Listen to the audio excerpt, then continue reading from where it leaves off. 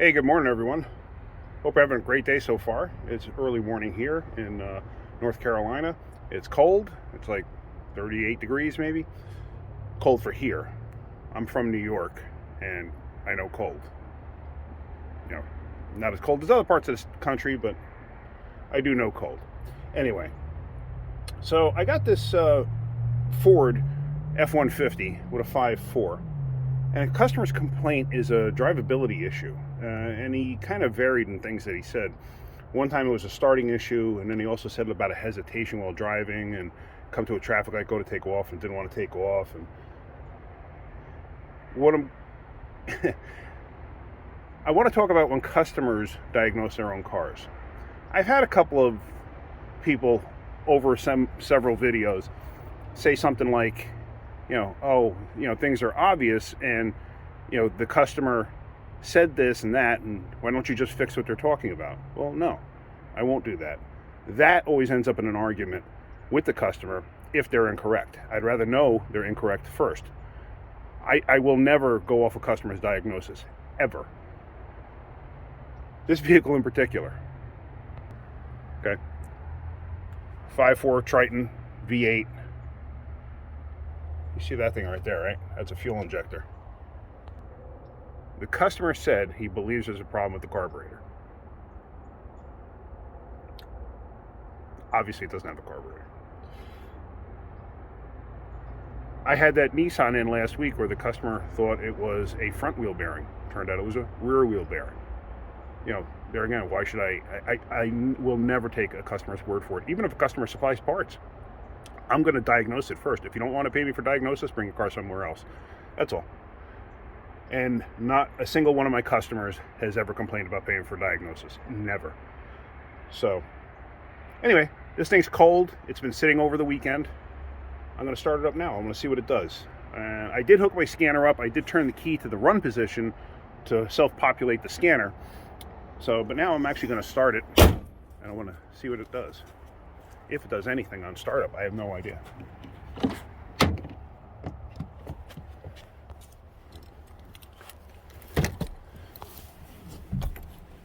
Oh, definitely gonna have to move the seat back. Guy's a bit shorter than I am. All right, so like I said, this is a cold start. Let's get the key in the ignition.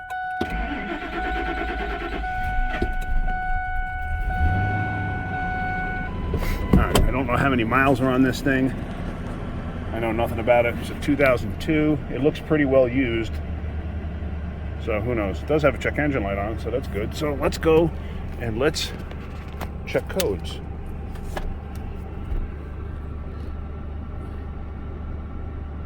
I'm not going to go there. I'm going to do engine and powertrain. It is an automatic. It does have AC. Codes menu. Let's go to memory codes. Too lean, both banks. All right, cylinder 2 misfire.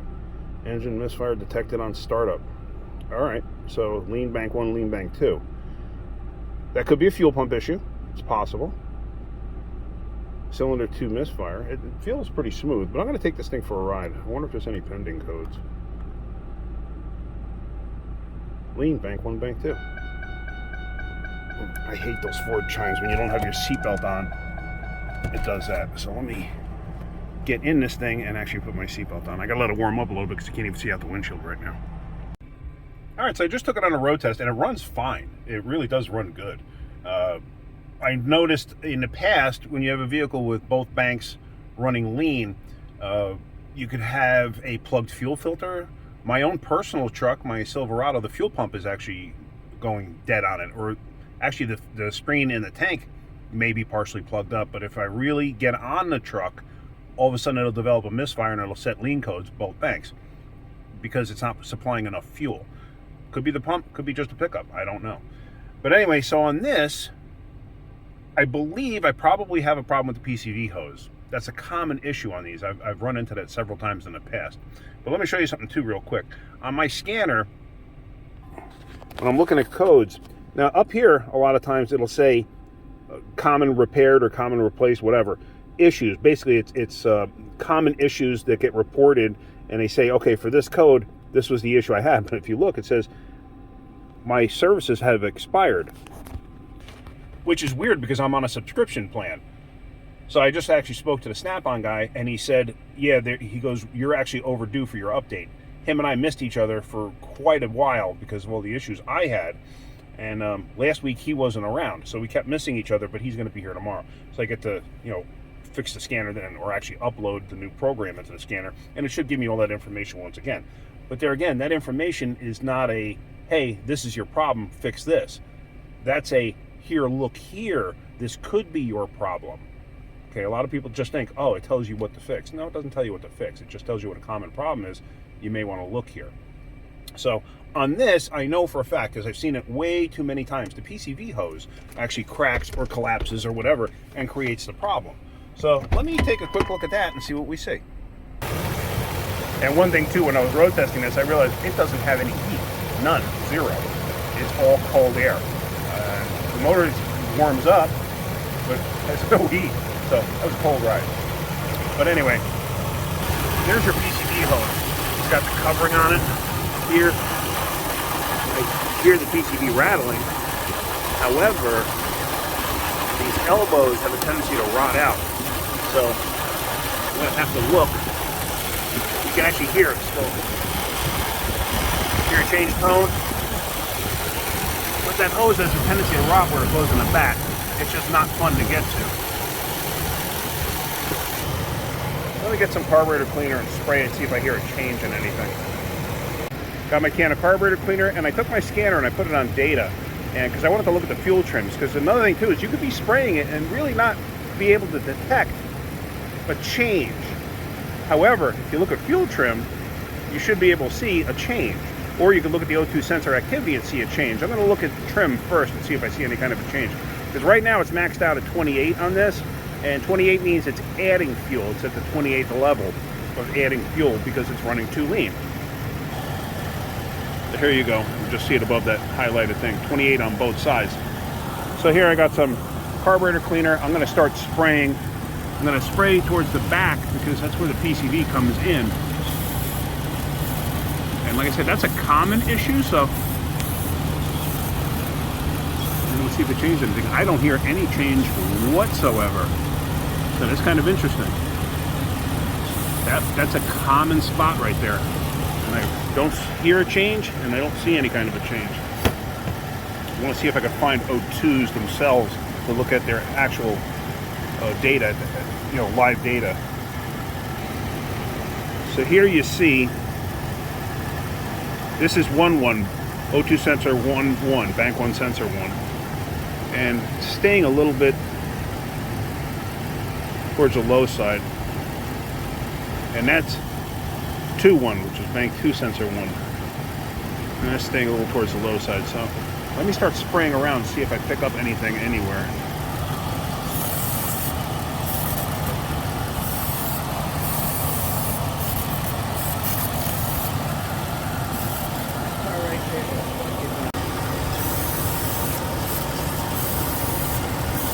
So since I'm picking up absolutely nothing, no real change. Like I said, that PCV is a common issue on these. So I'm kind of surprised that wasn't it with both banks. The other thing too is EGRs have a tendency to cause some issues on these, but I don't know. I'm not sure if I'm going to find that as being part of the issue. So, since that's not showing anything, yeah, the trims are staying high. And the O2s are really just staying where they were before. I mean, they're moving, so they're doing what they're supposed to. So now what? Where do I go from here? Let me just spray the rest of this intake, air intake.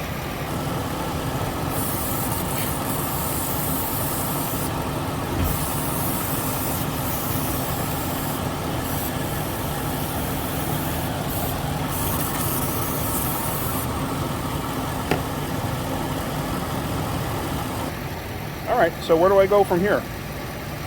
Since it's lean, well, I'm gonna have to check fuel pressure if the next step doesn't do anything. And this does have a Schrader valve, but on this does have a mass air meter.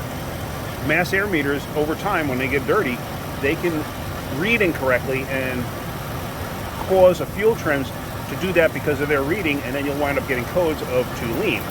So let me take this thing apart, because the mass air meter is inside the air box. The air box right here. So that's it down there, but you access it through the inside. So let me get this apart and let me see what I can see. I sprayed the EGR pretty good. Now, I'm going to take this, I'm going to spray the mass air meter. It's going to change the way it runs, but it'll clear up after a second. Oh, might actually stall it out too. Because the mass air meter has a huge effect on fuel trims and everything else. So let's see if it'll start. I mean, it will start, but let's see how it starts.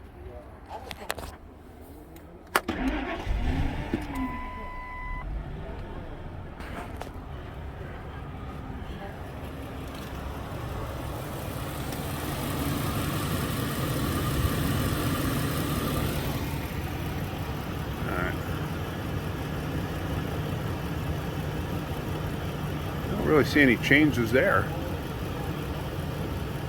I mean, the O2s are staying high at the moment.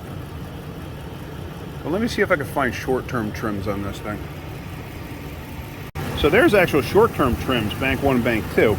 And see that? Oh, it's not focusing. It's pulling away fuel. Man, I wish I looked at that first. So the fact that it's pulling fuel away, that's a good thing. See if I can go back up to long term.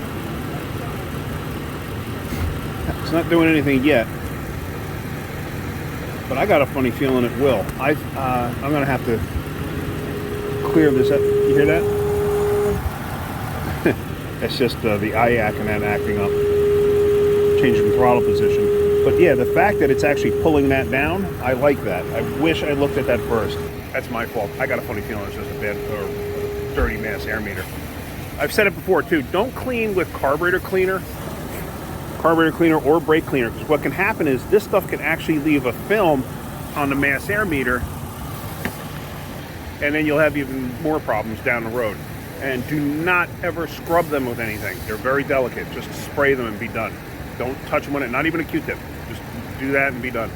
But yeah, these fuel trims are staying down. So let me hook, the air inlet could be restricted too, but I doubt it. And the air filter does look brand new. So let me close that up. I'm actually going to do a battery disconnect on this, and then I'm going to take it for another road test. It's warming up because this thing has no heat and it's a little cold. Let's go that route. Actually, I got distracted and had to run out with another car real quick, and I had this thing running, but as you see, the long-term trims have come down. I never disconnected the battery. So I'm happy with that. I'm not even going to bother disconnecting the battery at this point. I mean, they're staying right at normal now.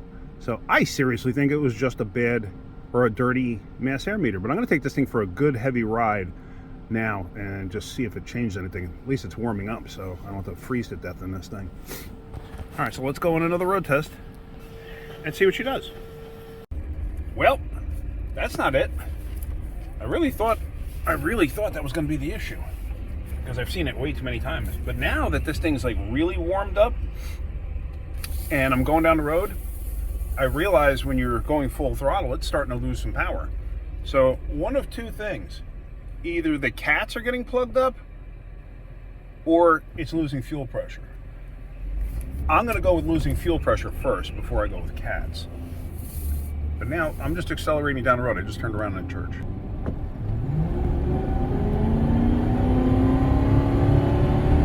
That's full throttle. It doesn't want to shift because it's not making enough power. I basically had my foot to the floor and you could hear it. It wasn't shifting because it wasn't making enough power. So let me get back to the shop and put a fuel gauge on this thing and see what happens. I got a fuel pressure gauge hooked up. There you go into the strainer valve. Obviously the motor is running. That's a problem. 17, 18 PSI, 18 PSI. That's a problem. I gotta check to see what spec actually is, but that's way too low. This thing should probably be up around at least a minimum of like 38. But let me check to see what the actual spec is first. But yeah, this thing has a serviceable fuel filter, so it's possible fuel filter's just plugged up. I'm surprised this thing ran as good as it did, considering this low fuel pressure.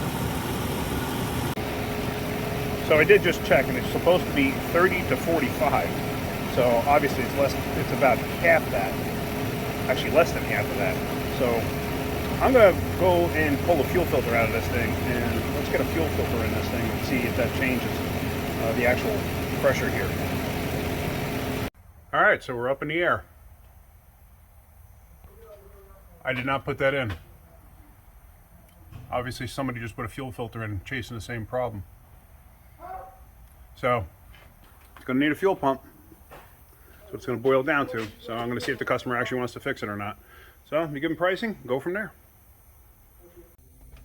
All right, so I got to wait to hear from the customer, see if they want to fix this thing. And then if they do, I'm going to actually have to put this thing outside. I got way too much work to do right now.